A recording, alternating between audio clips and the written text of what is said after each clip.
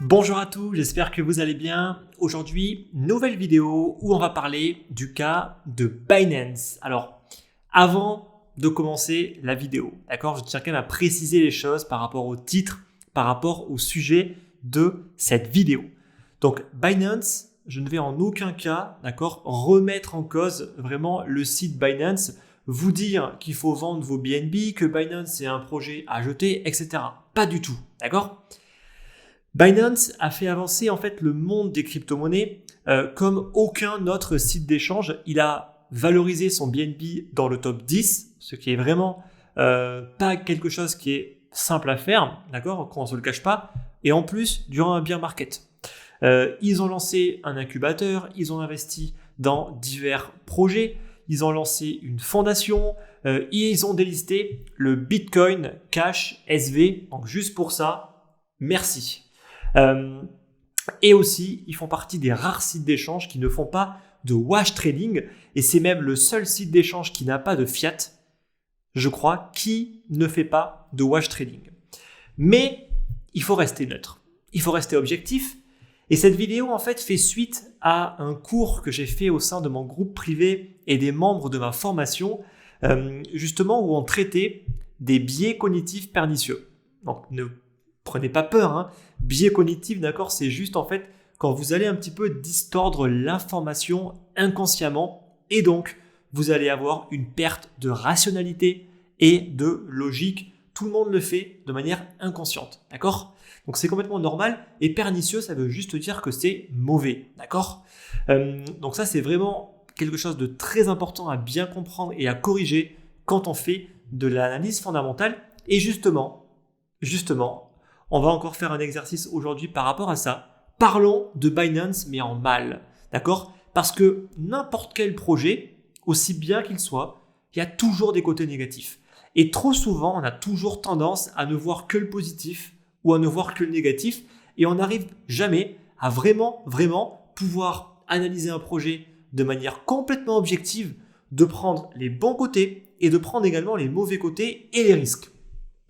Je rappelle qu'en analyse fondamentale, le risque est l'une des choses les plus importantes. Vous devez toujours identifier le risque et investir en conséquence. D'accord ? Et ça, au final, peu de personnes le font. Beaucoup de personnes investissent un petit peu à la va-vite, sans trop savoir combien est-ce qu'ils doivent mettre, sans même pas avoir identifié les risques du projet. Parce que des risques, il y en a sur tous les projets.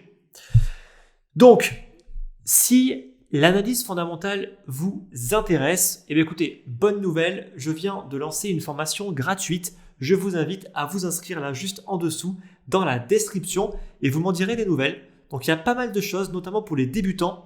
Ça va vraiment vous apprendre beaucoup de choses et surtout, vous aurez des bonnes bases solides pour commencer l'analyse fondamentale dans les crypto-monnaies qui est bien évidemment complètement différente parce qu'on s'adapte par rapport à l'analyse fondamentale qu'on peut retrouver sur les marchés traditionnels des actions.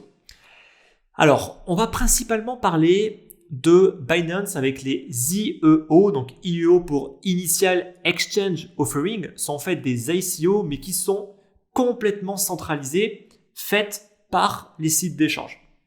Binance, on a en fait déjà lancé 3 qui ont eu pas mal de succès, on peut le dire, mais aussi beaucoup d'échecs. Et ça, on pourra justement en parler. Alors, moi, ce qui m'a un tout petit peu dérangé au tout début des IEO, c'est qu'en fait, tout le monde investissait dedans parce qu'il y avait limite une promesse de gain. D'accord ? On se le cache pas. Tout le monde voulait investir dedans. Pourquoi ? Non pas en fait pour investir pour le projet, absolument pas, mais juste parce que c'était fait par Binance, qu'il y avait une offre limitée et donc, forcément, ceux qui allaient réussir à investir pourraient ensuite tout de suite vendre avec un bénéfice. Et c'est pour ça au final qu'elles ont eu tant de succès. C'est qu'en fait, la première, on s'est rendu compte qu'il y a quasiment eu un 800% entre le prix d'achat et le prix du listing, donc quasiment 800%. La deuxième, il y a eu beaucoup moins, mais il y a eu au moins 300%. Donc la troisième, tout le monde s'est dit, non mais c'est bon, moi je fais all-in quoi, sans même pas regarder le projet, d'accord, sans même pas prêter attention au white paper, ni à ce que le projet allait faire, à rien. Juste, il y avait une IEO, j'investis dedans parce que le prix sera forcément supérieur. Et honnêtement, un système comme ça n'est absolument pas viable, mais absolument pas. D'accord ? Et donc, c'est ça, moi, qui m'a beaucoup dérangé par rapport à Binance et aux IEO. Et j'ai même pas compris pourquoi, lors de la troisième, ils ont continué, que CZ a continué à faire du teasing, etc. Alors qu'ils savaient pertinemment que toutes les personnes qui allaient investir allaient juste le faire pour revendre juste après. Ce qui n'a absolument aucun sens. Donc, c'est absolument pas un système pérenne. Donc maintenant, ils ont mis un système de loterie. Ça l'est encore moins. Je veux dire, depuis quand investir dans un projet, il faut de la chance et il faut jouer au loto? Enfin, franchement, c'est n'importe quoi. À mon sens, il faut revoir en fait tout le système. Là, le problème principal, c'est quoi? C'est qu'en fait, ils ne vendent qu'une fraction du nombre total de jetons. Donc forcément, ils vendent une fraction, ils font plein de pubs. Évidemment qu'il y a un problème d'offre. D'accord? Il y a un gros problème d'offre. Donc dans ce cas-là, soit on augmente le prix, soit on augmente l'offre, soit on leur dit qu'il y aura un listing que dans 6 mois ou dans 1 an, et comme ça en fait ça calmera un petit peu les ardeurs de tous ceux qui veulent investir pour juste revendre et qui s'en foutent complètement du projet, mais juste jouer au loto pour participer à une IEO qui va ensuite leur permettre de gagner de l'argent. Honnêtement, moi j'appelle plutôt ça jouer au casino, quoi. Donc honnêtement là je comprends pas trop au final qu'est-ce que cherche à faire Binance. Donc premier point. Est-ce que vous vous souvenez du projet FET, donc qui a été en fait la deuxième IEO lancée par Binance? En fait, ce qui est intéressant, c'est que, ok, ça a été un succès. Ça a été un succès parce que en quelques secondes, ils ont tout vendu et ils ont récupéré pas mal d'argent. Très bien. Aujourd'hui, si on regarde le prix du FET, on en est où? On en est qu'en fait, on est 30% en dessous du prix de l'ICO ou de l'IO, c'est pratiquement pareil. Donc ça veut dire quoi? Ça veut dire qu'en fait, si on achète maintenant, on a un meilleur prix que durant l'IEO. Ça veut dire quoi? Ça veut dire que tous ceux qui ont acheté, ils ont tous revendu. Qu'au final, personne n'a acheté pour conserver, personne n'a acheté pour soutenir le projet, personne n'a acheté parce qu'il croyait au projet, tout le monde a acheté pour revendre. Ce qui est absolument pas logique, c'est absolument pas un système pérenne. Alors, la première qui a le mieux fonctionné, qui est celle sur BitTorrent, avec le BTT, elle est toujours en positif, mais elle encaisse quand même une perte de 80%. Enfin, est-ce que vous imaginez toutes les personnes qui ont acheté juste au moment du listing? Donc, toutes les personnes qui n'ont pas pu acheter parce que justement, il n'y avait pas assez d'offres, donc qui se sont précipitées en pensant que le prix allait encore augmenter, à acheter, et aujourd'hui se retrouvent, s'ils n'ont pas vendu, avec une perte de 80%. Est-ce que vous pensez que ce système est viable, est pérenne et tout simplement fonctionne? Je ne pense pas. Donc maintenant, il y a un système de loterie. Je pense qu'au final, le résultat va être le même, ou même quasiment le même. Et en plus, ceux qui ont le plus de BNB, donc en l'occurrence, d'accord, il y a une limite à 500, mais tout le monde n'a pas 500 BNB, vont avoir le plus de chances au final de pouvoir participer. Donc, ceux qui veulent investir peu ne pourront pas investir. Voilà. Donc, à mon sens, c'est pas du tout un système juste. C'est un système où on joue au loto pour participer à une IEO, pour récupérer un jeton qui, en plus, au début, n'a aucune valeur. Enfin, bon, bref. Donc, c'est pas forcément la meilleure idée du siècle. Mais maintenant, ce qu'on pourrait se poser comme question, c'est à qui profite le crime? Alors, à qui profitent concrètement les IEO? Est-ce qu'ils profitent au projet? Est-ce qu'ils profitent aux plateformes d'échange qui lancent les IEO? Parce que là, je cite Binance parce que là, on parle de Binance, mais quasiment tous le font. D'accord? Tous se sont mis à le faire en même temps. Et est-ce que ça profite aux investisseurs? À qui ça profite principalement? Alors moi, j'ai ma petite idée. À mon avis, ça profite beaucoup plus à la plateforme d'échange qui, elle, a tout à y gagner. Pourquoi? Parce que d'une part, elle va récupérer une partie des jetons. Ça, bien évidemment, qu'ils vont récupérer une bonne partie. Et on ne sait pas vraiment ce qui se passe derrière, hein, qu'on ne se le cache pas. On ne sait pas ce qui se passe derrière, donc on ne va pas non plus spéculer, on ne sait pas. Deuxièmement, il y a un listing, d'accord? Il y a un engouement, donc il y a des frais de transaction. Donc à mon sens, c'est le site d'échange qui a tout à y gagner. Et en plus, ils imposent leurs règles. Il n'y a qu'à voir en fait les 3 dernières IEO, elles ont toutes la même répartition, c'est-à-dire quasiment rien lors de l'IEO et une énorme partie qui est consacrée soit au projet, soit dans des airdrops, soit aux investisseurs privés, etc.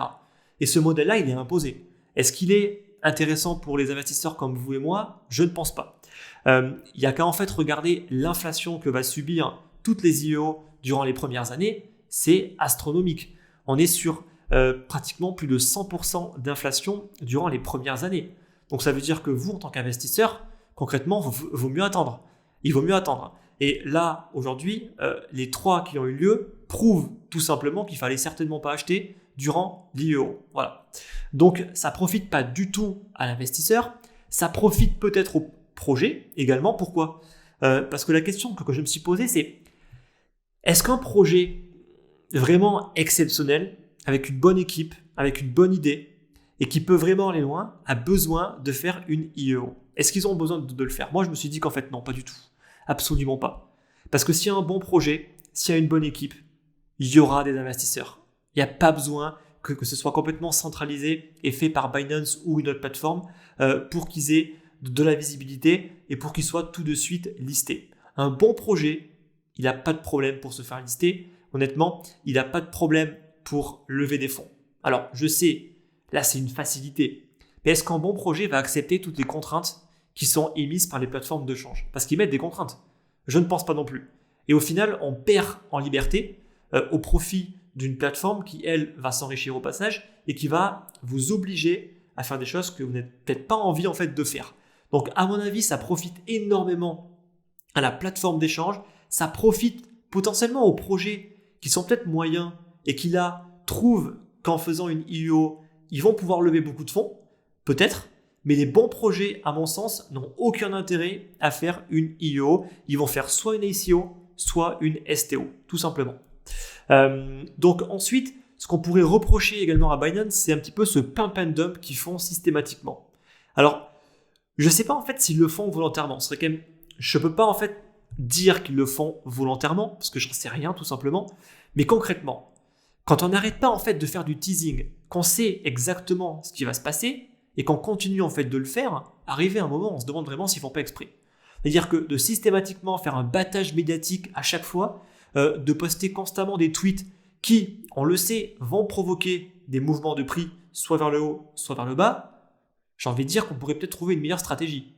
D'accord ? Alors après, est-ce qu'ils le font délibérément ou pas ? Je suis personne pour juger. Voilà.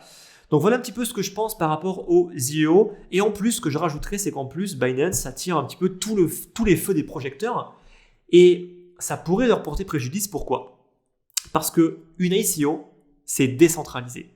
Quand on fait une ICO et que c'est une ICO frauduleuse, que l'ICO est considérée comme au final une STO, donc elle n'a pas le droit d'avoir des investisseurs par exemple américains, le seul responsable c'est le projet qui lance l'ICO.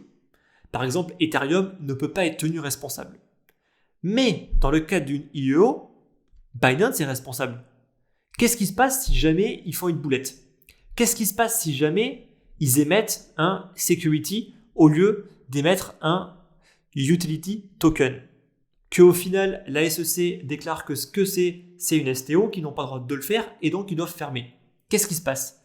Parce que tout le problème de tout centraliser, c'est aussi qu'on augmente le risque et que là, Binance prend davantage de risques au final à tout centraliser parce que là, c'est vraiment complètement géré par eux et donc il y a un responsable en cas de pépin, c'est Binance.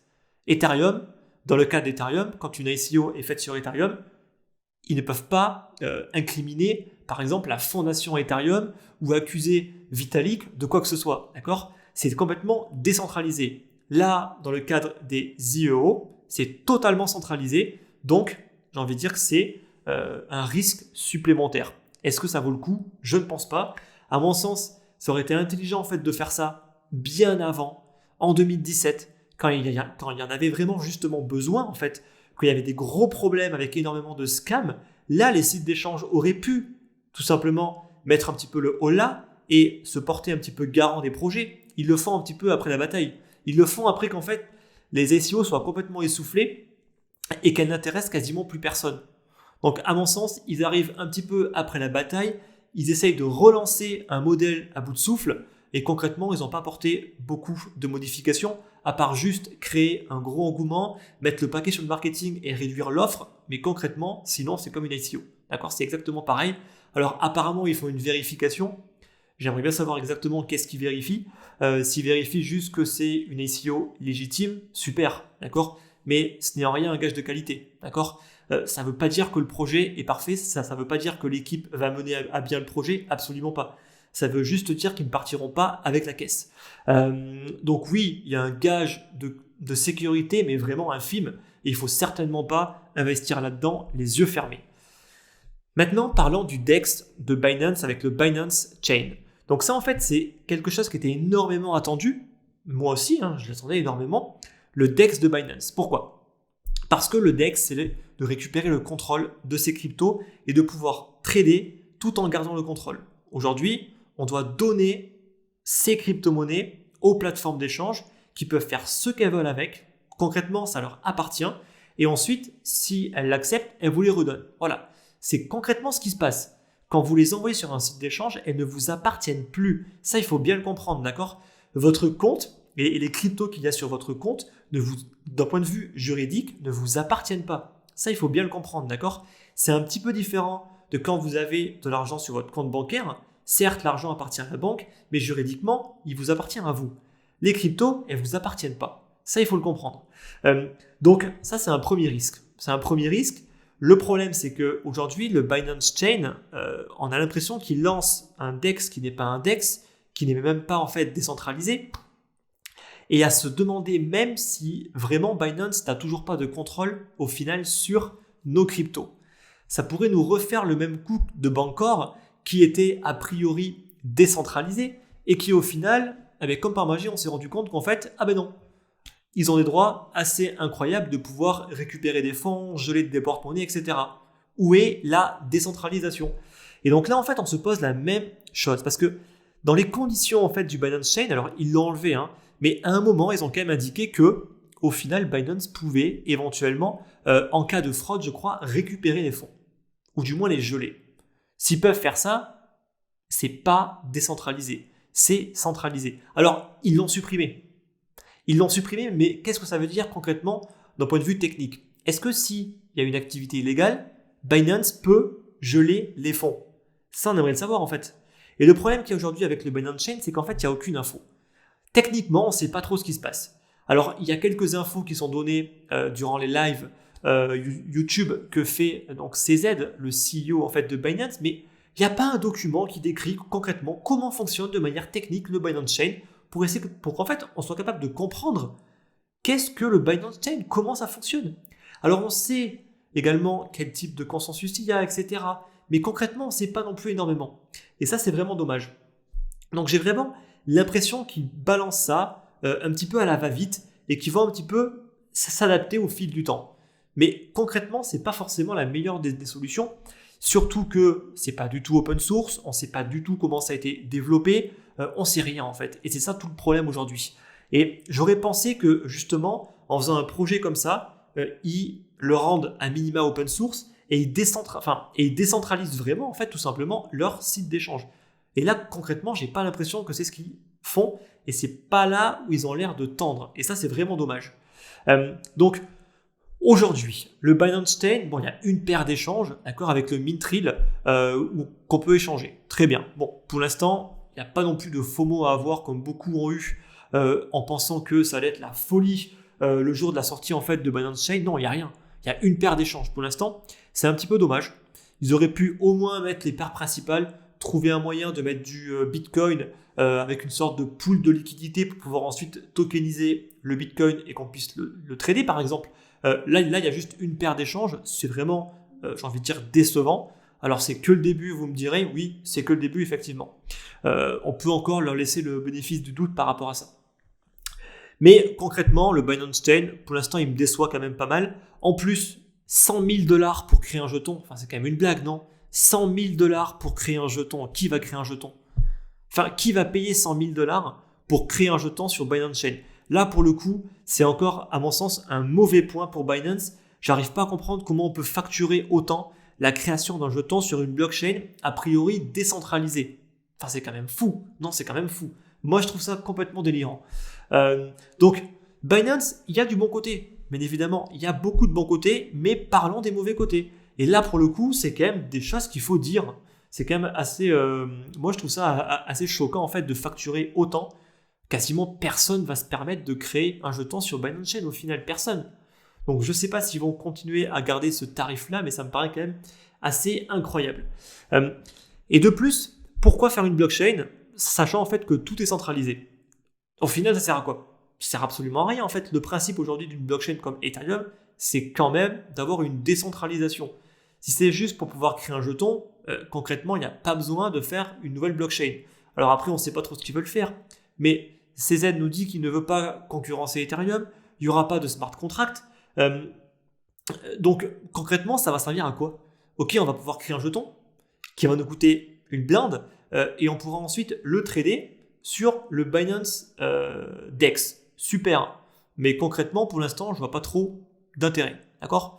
Je vois pas en fait pourquoi est-ce qu'un projet irait sur le Binance DEX et paierait aussi cher, alors qu'il pourrait aller sur Ethereum et se faire lister gratuitement sur un site comme IDEX par exemple. Honnêtement, je ne vois pas trop. Alors après, c'est mon point de vue. Donnez-moi le vôtre et n'hésitez pas à me donner en fait le vote dans les commentaires.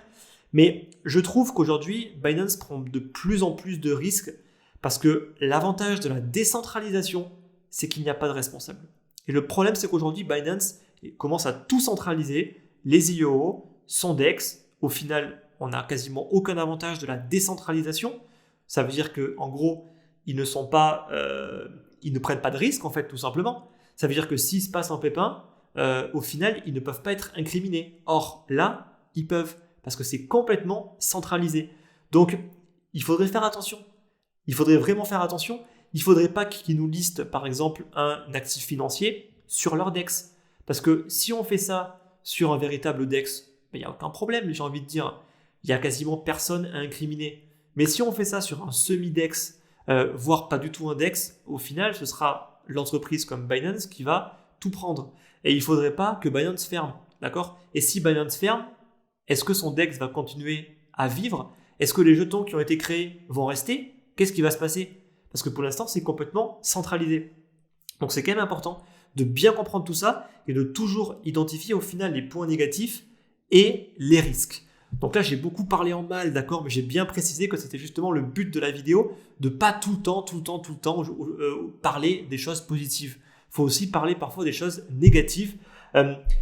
Donc comme toujours, il y a eu beaucoup de FOMO par rapport à Binance, par rapport au BNB pour pas grand-chose, il faut se le dire.